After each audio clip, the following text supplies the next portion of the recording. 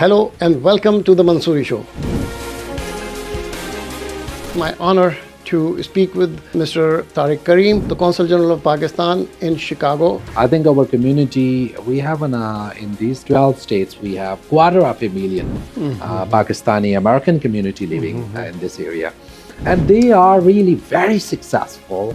When I was working as the Director General Economic Diplomacy at the Ministry of Foreign Affairs, we took some steps, and that was a mission, sort of a vision, how to Enhanced the opportunities for investment in Pakistan. I think as far as the trade and economic partnership between Pakistan and the Midwest region is concerned, I think there is a huge opportunity. The future of Pakistan-United States relationship and the future of Pakistani community is bright.